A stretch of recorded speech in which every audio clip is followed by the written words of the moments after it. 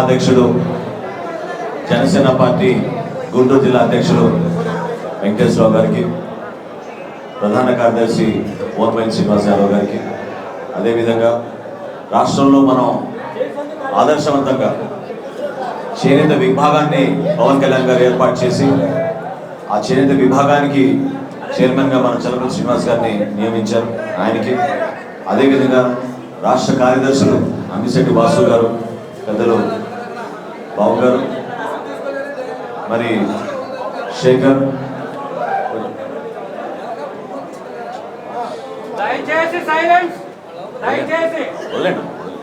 కూర్చోండి 5 నిమిషాలు ఓపిక పడండి.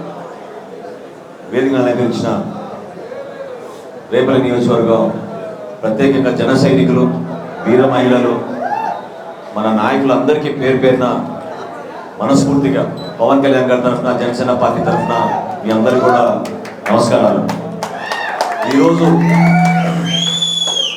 ఈ రోజు కోసం ఎన్నో సంవత్సరాల నుంచి ఎదురు చూస్తూ ఉన్నాను.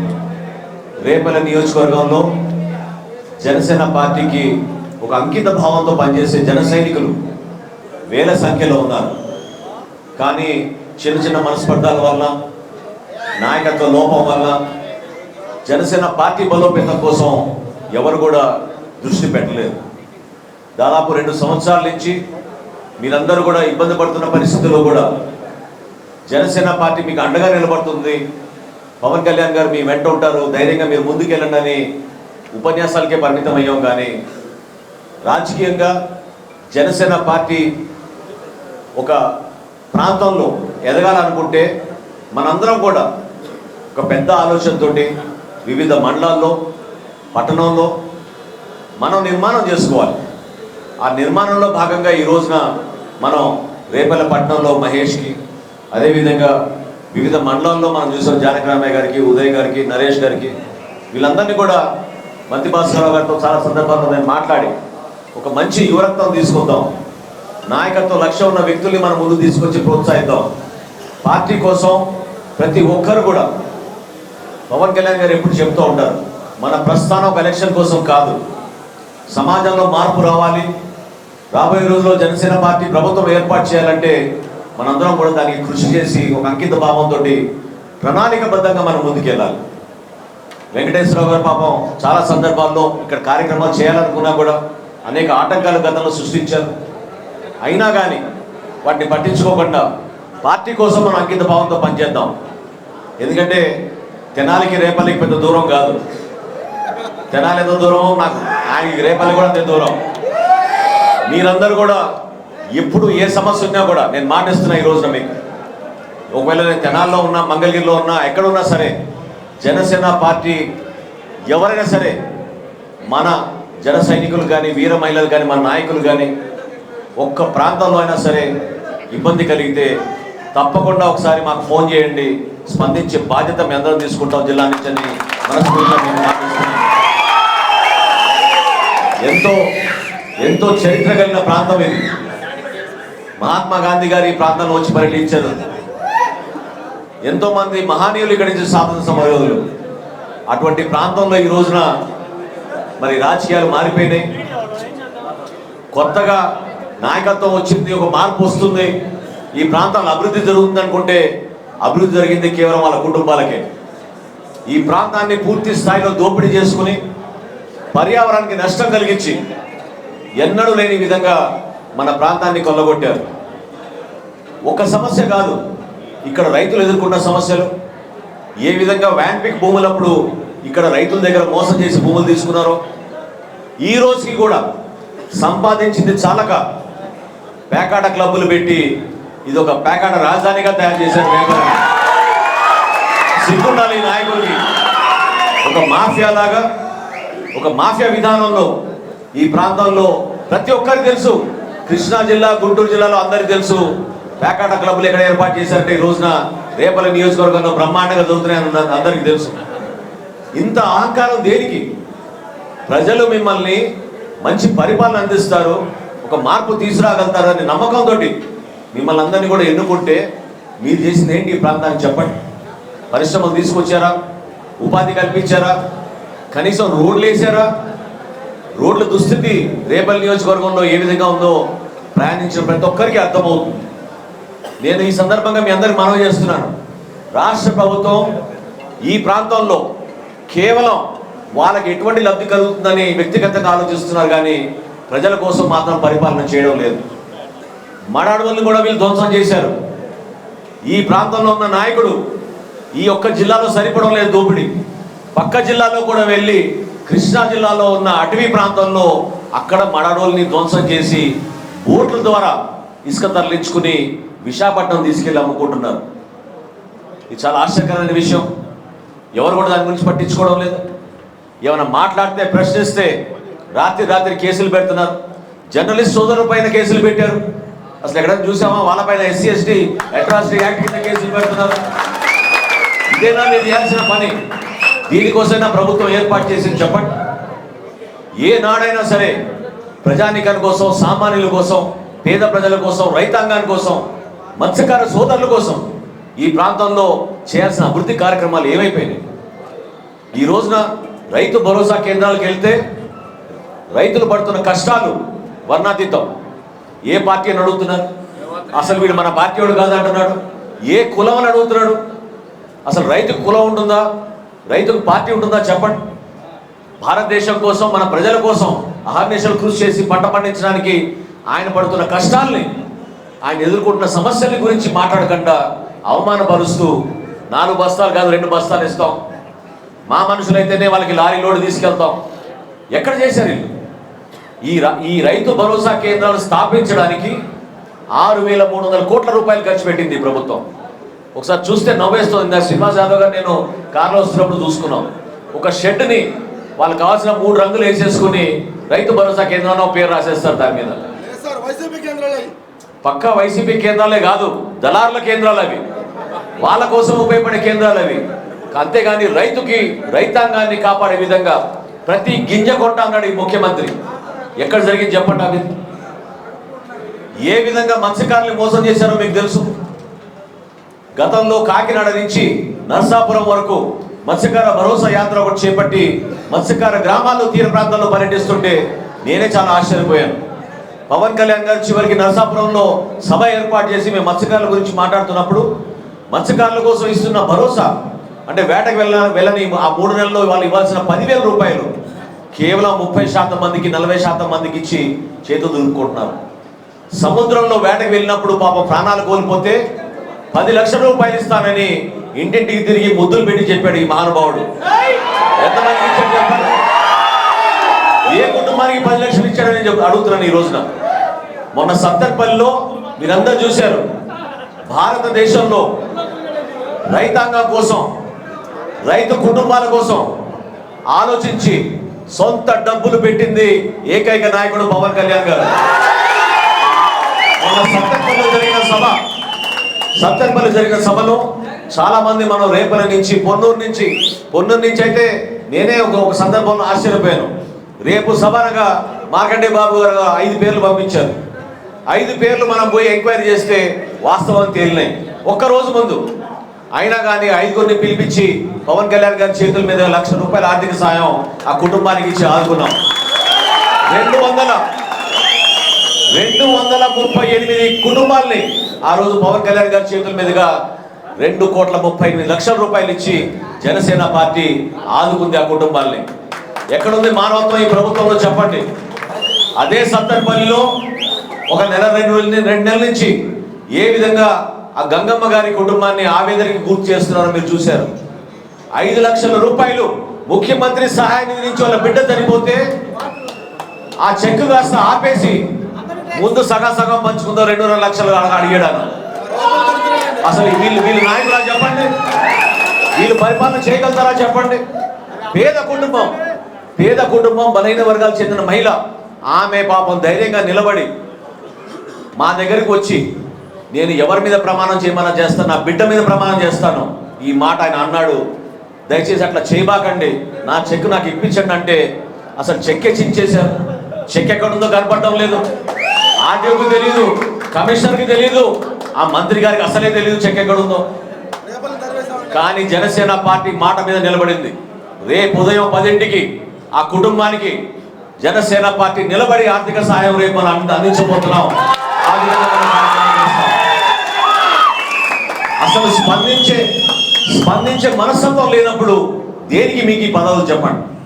ఎందుకోసం మీరు అర్బాటాల కోసం ఎదురు డబ్బులు ఖర్చు పెట్టి, ప్రచారాల కోసం డబ్బులు ఖర్చు పెట్టి, మనం కష్టపడి జమ చేసిన మన నిధుల ద్వారా ఈ ప్రభుత్వం ఎంత మోసపూరితంగా మరి ప్రభుత్వాన్ని ముందు తీసుకెళ్తుందో అర్థం చేసుకోండి. ఏ ఒక్కరికైనా ఇక్కడ ఉద్యోగాలు వచ్చాయా చెప్పండి? జాబ్ క్యాలెండర్ అన్నారు, ఎక్కడ నోటిఫికేషన్ వచ్చిందా చెప్పండి? ఇంతమంది యువత ఉన్నారు ఇక్కడ. ఈ రోజు ఎక్కువ శాతం ఆధారపడేది మన తల్లిదండ్రులు కష్టపడి మనకిచ్చిన భూముల్లో ఏదో వ్యవసాయం చేసుకుందాం అనే భావనతోటి పాపం మీరు కష్టపడి నిలబడ్డారు. ఈరోజు మధ్యాహ్నం పొన్నూరులో భరత్ అనే మన జన సైనికుడు చనిపోతే ఆ కుటుంబాన్ని పరామర్శించి ఈ బీమా పథకం కింద పవన్ కళ్యాణ్ గారు పంపించిన 5 లక్షల రూపాయల చెక్ని అందించినప్పుడు ఆ భరత్ వాళ్ళ తమ్ముడు చాలా పెద్ద మాట అన్నాడు. అన్నా, నేను ఒకటే కోరుతున్నాను, దయచేసి మా ప్రాంతాల్లో మేము పనిచేసుకునేటట్టు సౌకర్యం కల్పించండి. ఇక్కడ పరిశ్రమలు తీసుకురండి. ఎందుకు మేము హైదరాబాద్ వెళ్ళి పని చేసుకోవాలి? ఎందుకు మా కుటుంబానికి మేము దూరం అవ్వాలి? ఆ ఆవేదన, ఆ బాధ, ప్రాంతం పైన ఉన్న అభిమానం ఆ విధంగా ప్రజలు వ్యక్తపరుస్తుంటే ఇంటింటికి వచ్చి స్టిక్కర్లు అందిస్తాడండి.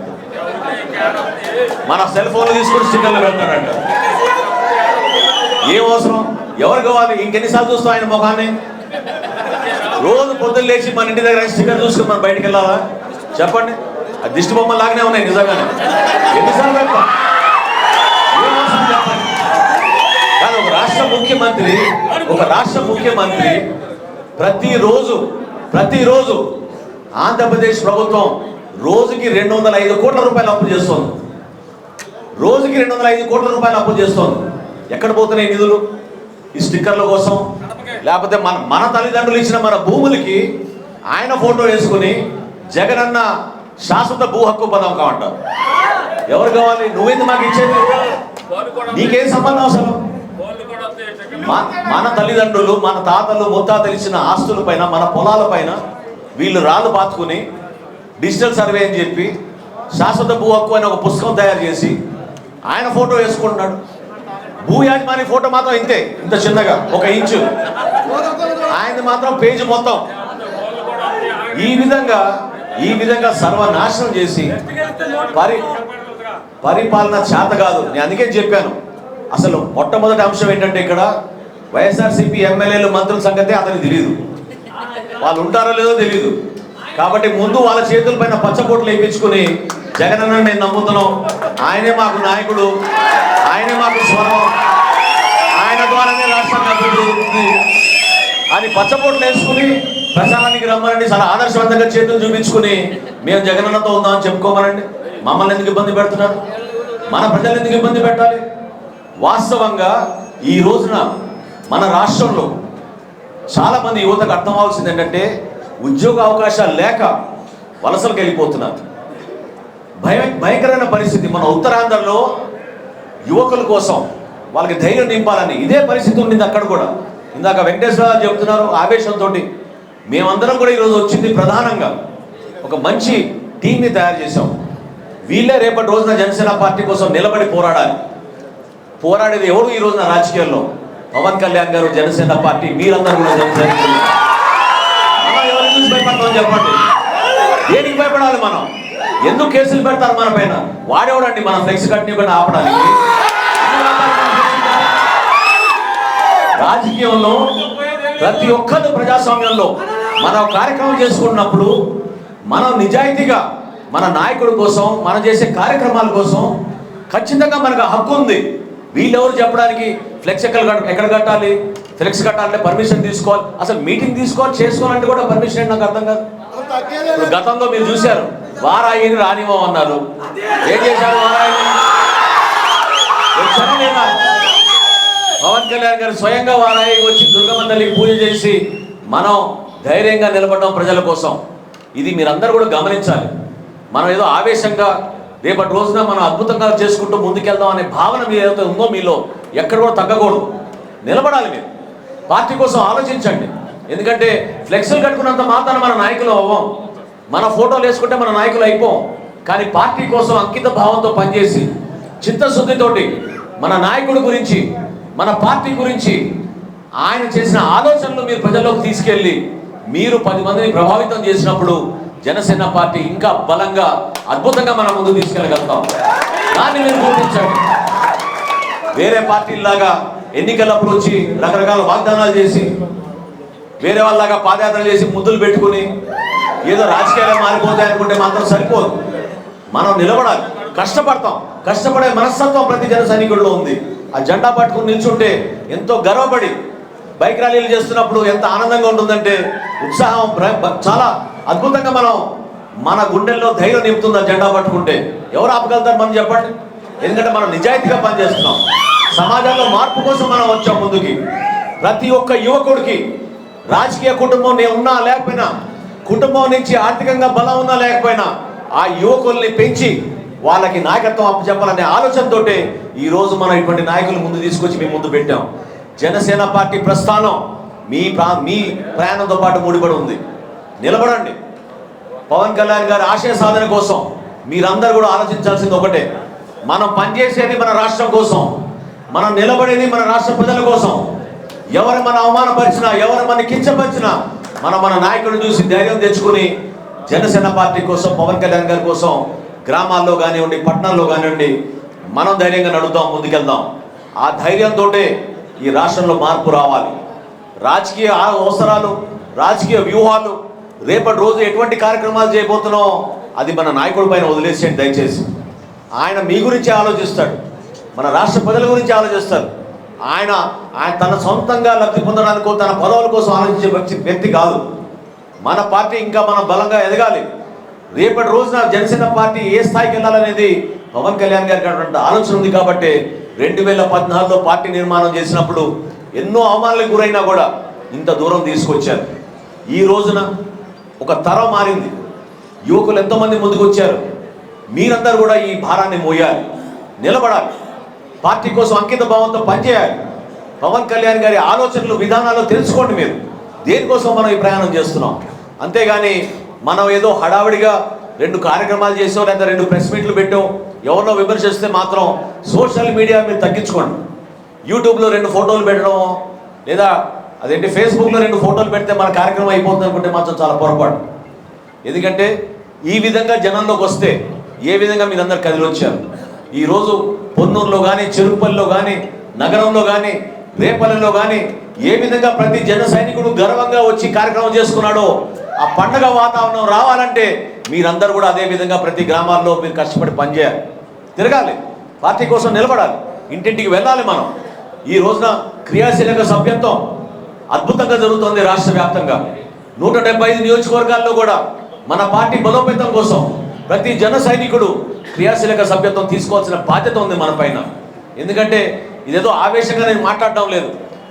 రేపటి రోజున బీమా పథకం మనకు ఉపయోగపడుతుందని కాదు. ఇక్కడ రేపటి రోజున పార్టీ కోసం మీరు సభ్యత్వం తీసుకుంటే పార్టీ ఇంకా ఎదిగే విధంగా, పార్టీ బలం ఎక్కడ ఉంది, ఏ విధంగా మన జన సైనికులు పనిచేస్తున్నారు, మండలాల్లో, పట్టణంలో ఏ విధంగా మనం సభ్యత్వం చేసుకున్నాం అనేది మనం అర్థం అవ్వాలి.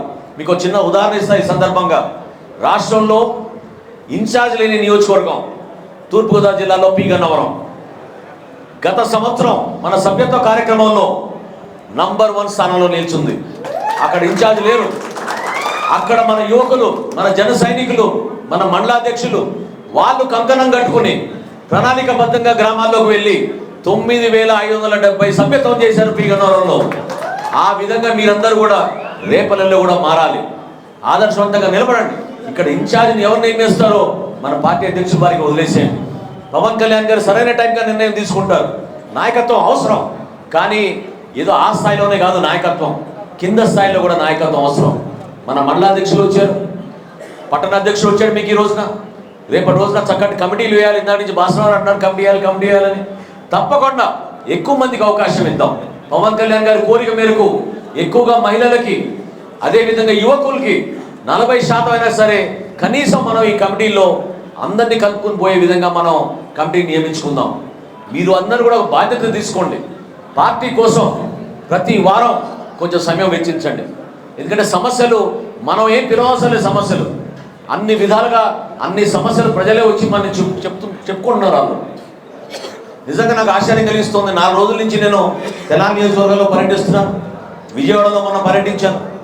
సామాన్యులు పాపం వాళ్ళంతా వాళ్ళే వచ్చి పెన్షన్ల గురించి చెబుతుంటే ఏ విధంగా ప్రభుత్వం నుంచి భయపెట్టి కేసులు పెట్టి గడప గడప కార్యక్రమాల్లో మాకు పెన్షన్ ఇవ్వలేదని నిలదీస్తే వైసీపీ నాయకులు వాళ్ళ ఇంటికి వెళ్ళి దాడి చేసి వాళ్ళని భయభ్రాంతులు గురి చేస్తున్నారో చాలా ఆశ్చర్యం కలిగిస్తుంది. ఆవేశంతో బాధతోటి దీనికోసమైనా ఈ ప్రభుత్వాన్ని మేము ఓటేసాం, దీనికోసమైనా ఈ జగనన్న ముఖ్యమంత్రి అయ్యాడనే భావన ప్రతి మహిళలో కూడా ఈరోజు కనపడుతోంది.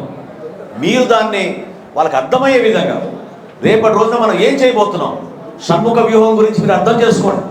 జనసేన పార్టీ రేపటి రోజున ఎన్నికల్లో షణ్ముఖ వ్యూహంతో మనం ప్రజల్లోకి వెళ్ళబోతున్నాం. ప్రతి యువకుడికి సొంతంగా వ్యాపారం చేసుకునేటట్టు సంవత్సరానికి 1,00,000 మంది యువకులకి మన రాష్ట్రంలో 10 లక్షల రూపాయల ఆర్థిక సహాయం ఇవ్వాలని పవన్ కళ్యాణ్ గారు నిర్ణయించారు. తద్వారా చిన్న చిన్న వ్యాపారాలు చేసుకునే యువకులు 10 మందికైనా కనీసం ఉపాధి కల్పించే విధంగా, మహిళలకి భద్రత. ఈరోజు మీరు చూశారు ఏ విధంగా కేసులు జరుగుతున్నాయో, ఏ విధంగా అసలు దిశ చట్టం అంటారు. బుల్లెట్ కన్నా ముందు జగన్ అన్న వచ్చాడు అంటారు. ఎక్కడ వచ్చాడు? అసలు బుల్లెట్ లేదు, గన్ లేదు, జగన్ లేదు. ఎంత విచిత్రం అంటే మొన్న తెనాల్లో నాకు ఈ రజక ఫెడరేషన్ నుంచి కొంతమంది పెద్దలు వచ్చి కలిశారు. వాళ్ళు అదే అడుగుతున్నారు, సమాజంలో అందరినీ సమానంగా చూడాలి, ఆడపిల్లల పైన ఎటువంటి అత్యాచారాలు జరిగినా, ఎటువంటి మర్డర్లు జరిగినా, ఎటువంటి ఇబ్బందికరమైన పరిస్థితులు ఏర్పడినా ఎందుకు సమానంగా చూడరు? ఎందుకు ఈ హోంమంత్రిలో లేకపోతే ఇతర నాయకులు, ముఖ్యమంత్రిలో ఒక రోజు ఒక విధంగా స్పందిస్తారు, ఇంకో రోజు ఇంకో విధంగా స్పందిస్తారు? సమానంగా ఎందుకు అందరినీ చూడరు? ఆ ప్రశ్న మనం ఈ రోజున రేపల నియోజకవర్గంలో కూడా అడగాలి. ఎందుకు కొంతమందికే లబ్ధి కలుగుతుంది ఇక్కడ? ఎందుకు కొంతమందికే కాంట్రాక్ట్లు దొరుకుతున్నాయి ఇక్కడ? ఎందుకు కొంతమంది చేతిలోనే ఇసుక మాఫియా ఉంది? ఎందుకు కొంతమంది చేతిలోనే ఈ లిక్కర్ షాప్లన్నీ వచ్చినాయి? చెప్పండి, దేనికోసం వీళ్ళంతా చేసేది? గవర్నమెంట్ లిక్కర్ షాప్లో అమ్ముతున్నారా రేపల్లో? ఎవరు మాట్లాడరు? వాస్తవం అది. గవర్నమెంట్ లిక్కర్ షాప్లోనే అమ్ముతున్నారా లిక్కర్లు? ప్రతి గ్రామంలో పెట్టారు కదా దుకాణాలు ఇల్లు, అవునా కదా? నా దగ్గర ఉంది సమాచారం. తెనాల్లో నాకు చెప్పారు ఏ విధంగా రేపల్లిలో ప్రతి గ్రామంలో బెల్ట్ షాపులు పెట్టి నడిపించుకుంటున్నారు వీళ్ళు. నాటు సారా అద్భుతంగా జరుగుతోంది. చాలా ఆదర్శవంతంగా మార్చేశారు మన రేపల్లి నియోజకవర్గాన్ని. కోడి పందాలు 24 గంటలు ప్యాకెట్ చదువుతున్నప్పుడు కోడి పందాలు ఏముంది చేశారు. గంజాయి చాలా మంచి మాట అన్నారు, చాలా మంచి. ఒకప్పుడు ఎక్కడో ఏజెన్సీ ప్రాంతాల్లో, కొండ ప్రాంతాల్లో అక్కడేదో కొంతవరకు గిరిజనులు కష్టపడి నష్టం జరిగినప్పుడు కొంచెం గంజాయి పెంచుకునేవాళ్ళు. ఈరోజు తెనాల్లో జరుగుతుంది, రేపల్లి జరుగుతుంది, వేమూరులో జరుగుతుంది. ఎక్కడంటే అక్కడ గంజా దుకాణాలు పెట్టేసి యువత అందరినీ కూడా సర్వనాశనం చేస్తున్నారు వాళ్ళ జీవితాలని. మీరందరూ కూడా రియలైజ్ అవ్వాల్సి, ఇప్పుడే సీలు చెప్తున్నాడు, మొన్న తాడేపల్లిలో జరిగిన మర్డర్, ఒక పాపం అభాగ్యరాలు ఒక చిన్న పిల్ల పైన గంజాయి మత్తులో ముఖ్యమంత్రి ఇంటికి 100 మీటర్లో 200 మీటర్ల దూరంలో ఉన్నాం చంపేశాడు ఆ యువతని. ఏం చెప్పాలి చెప్పండి? గంజాయి ఆ విధంగా రాష్ట్రంలో పెరిగిపోయింది. దేనికోసం? నిజాయితీ లేదు ఇక్కడ పాలకులకు. వాళ్ళలో ప్రభుత్వం కూర్చో ప్రజల కోసము కొంత సమయం వెచ్చించి మనం చేసే కార్యక్రమాల్లో మనం మేలు చేయాలనే ఆలోచన వీళ్ళు ఎవరికి లేదు. ఎప్పుడు కూడా వాళ్ళ కాంట్రాక్ట్లు, మైనింగ్లు ఇక్కడ చాలదంట, ఇతర నియోజకవర్గాలు, పక్కన జిల్లాల్లో కూడా వీళ్ళు విస్తరించిపోయారు. ఎంత దౌర్భాగ్యమైన పరిస్థితి అంటే, ఇక్కడ మీరు చేసిన సేవలు ప్రజలు చూసి మిమ్మల్ని ఆదరించాలి, కానీ వీళ్ళని వదిలేసి మీ వ్యాపారాల కోసం, మీ కుటుంబాల కోసం మీరు ఇతర ప్రాంతాలకు వెళ్ళి భయంకరంగా వ్యాపారాలు చేసుకుని సంపాదించుకుంటున్నారు. దేనికోసం చెప్పండి? ఇక్కడ స్థానికంగా ఉన్న ఎంపీటీసీలు కానీ, సర్పంచులు కానీ ఎంత ఆవేదన ఉంది వాళ్ళకి. కనీసం గ్రామాల్లో రక్షత మంచినీటి పథకం ఎవరైనా తీసుకొచ్చారా? ఇక్కడ తీర ప్రాంతాల్లో ఎంతమంది నీళ్ళ కోసం ఎదురు చూస్తున్నారు? గత సంవత్సరం మనం చెరుకుపల్లిలో చేసిన మీటింగ్లో కూడా ప్రధానమైన సమస్య వాళ్ళందరూ చెప్పింది ఆ రోజున, మంచినీటి సౌకర్యం లేదని మాకు ఇబ్బంది పడుతున్నాం అని. ఏమైనా మారిందా ఈ సంవత్సర కాలంలో చెప్పండి? ఎక్కడ కూడా మారలేదు. వీళ్ళందరూ కూడా కేవలం మన కష్టాజితం మీరు పాపం కష్టపడి నిలబెట్టుకునే పరిస్థితిని ఉపయోగించుకుని వాళ్ళ స్వలాభం కోసం వాడుకున్నారు తప్ప ఇంకా వేరే విషయం కాదు. దయచేసి మీరు ధైర్యంగా ఉండండి, ఎప్పుడు మీకు అందుబాటులో ఉంటాం. ఒకే మాట మీద నిలబడదాం. జనసేన పార్టీలో ఒక కుటుంబంగా ఏ ఒక్క జన సైనికుడికి ఇబ్బంది పడినా పవన్ కళ్యాణ్ గారు ప్రతి పోలీస్ స్టేషన్లో మన న్యాయ విభాగం నుంచి ఒక లాయర్ని నియమించారు. ఎక్కడో సార్ అన్యాయంగా ఎక్కడైనా సరే అన్యాయంగా మీ పైన కేసులు పెట్టి భయపెట్టిస్తే తప్పకుండా మీరు ఒక ఫోన్ కాల్ చేయండి మన గాలి వెంకటేశ్వరరావు గారి మన ఆఫీస్కి కానీ తక్షణమే స్పందించి మీకు అండగా నిలబడే బాధ్యత సమిష్టిగా మీ అందరూ కూడా జిల్లా నుంచి తీసుకుంటాం. ఏ ఒక్కరు భయపడాల్సిన అవసరం లేదు. ఎందుకంటే మనం రాజకీయాల్లో మార్పు కోసం, రాజకీయాల్లో నిజాయితీగా పనిచేయడం కోసం మనం వచ్చాం. ఎవరు కూడా మనని వేరే విధంగా చూడాల్సిన అవసరం లేదు. అధికార యంత్రాంగం కూడా ఆలోచించాలి. ఎన్నో రోజులు ఉన్నది ఈ ప్రభుత్వం. వీళ్ళేదో అనుకుంటున్నారు ఈ రోజున్న పోలీసు అధికారులు, ఇతర అధికారులు. ఖచ్చితంగా రాబోయే రోజుల్లో మార్పు తథ్యం. జగన్మోహన్ రెడ్డి గారి పార్టీని, ఈ ప్రభుత్వాన్ని ఇంటికి పంపించాల్సిన అవసరం మీ అందరి చేతిలో ఉంది. మీరందరూ కూడా ఒకే మాట మీద నిలబడండి.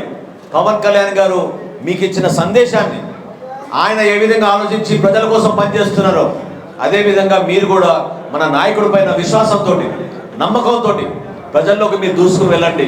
మీ వెంట మేము ఉంటాం. పార్టీ ద్వారా రేపటి రోజున మన రాష్ట్రానికి మంచి జరగాలి, మార్పు రావాలి. ఆ మార్పు మీ చేతుల్లో ఉంది. దానికోసం మీరు అందరూ అంకిత భావంతో పనిచేస్తారని కోరుకుంటూ టీం అందరినీ కూడా, మహేష్ని, ఉదయ్ని, జానకి రామయ్య గారిని, నరేష్ని, సురేష్ని, అందరినీ కూడా పేరు పేరున నేను మనస్ఫూర్తిగా అభినందిస్తున్నాను. ఈ సందర్భంగా గాలి వెంకటేశ్వరరావు గారు ప్రత్యేకంగా ఈ ప్రాంతం పైన ఒక ఆలోచన విధానం, ప్రణాళికతోటి మనకు చక్కటి టీం ఏర్పాటు చేసుకుందాం. జిల్లా నాయకులందరూ కూడా మీకు ఎప్పుడైనా సరే అందుబాటులో ఉంటారు. నాయకత్వం అంటే కేవలం ఒకరి చేతిలో కాదు. సమిష్టిగా మనం పనిచేసినప్పుడు, సమిష్టిగా మన అందరం కూడా బాధ్యత తీసుకున్నప్పుడు ఏ ఒక్క పార్టీ కూడా మనకి ఎదురు రాలేదు. జనసేన పార్టీ బలం అదే. దాన్ని మీరు గుర్తించండి, గౌరవించుకోండి. పరస్పరంగా ఒకరినొకరు మీరు ఆదరించుకుని జనసేన పార్టీని ఇంకా బలోపేతం చేయమని కోరుకుంటూ మరొకసారి పవన్ కళ్యాణ్ గారి తరఫున, జనసేన పార్టీ తరఫున మనస్ఫూర్తిగా మిమ్మల్ని అభినందిస్తూ